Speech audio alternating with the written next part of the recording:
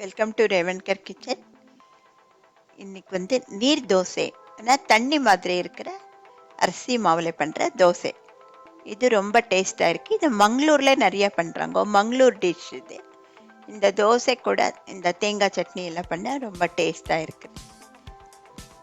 இந்த தோசை ரொம்ப டேஸ்ட்டு. என்னென்ன வேணும்னு சொல்கிறேன்.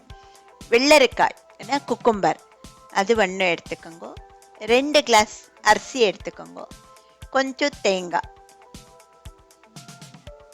வெள்ளரிக்காய் 1 போரும். அந்த தோலெல்லாம் எடுத்துட்டு இப்படி சின்னதாக கட் பண்ணி வச்சுக்கோங்க. அரிசி ஒரு 2 மணி நேரம் ஊற வைக்கணும்.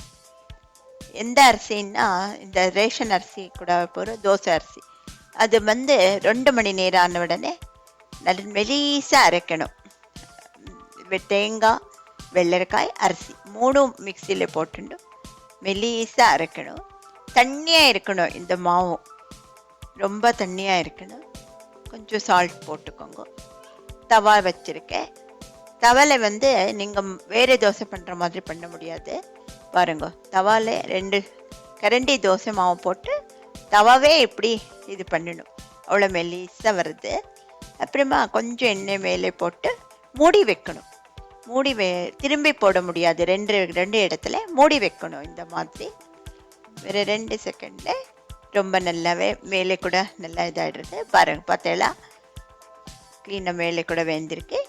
மெலிசாக எடுத்துகிட்டு இப்படி ஃபோல்ட் பண்ணி 4 ஃபோல்ட் பண்ணி எடுத்து வச்சுக்கோங்க. இப்படி ஒன்றுன்னா பண்ணலாம். அப்புறமா இதுக்கு சட்னி ரொம்ப நல்லா இருக்குது. தேங்காய் சட்னி சாகு கூட சாப்பிடலாம். பட்டு சட்னி ரொம்ப நல்லா இருக்குது. தேங்காய் சட்னி, இந்த வெங்காய சட்னி எல்லாம் போட்டு சாப்பிடலாம். ரொம்ப டேஸ்ட்டாக இருக்குது. ஒரு வாட்டி பண்ணி பாருங்க.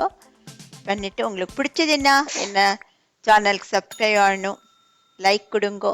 நன்றி, வணக்கம்.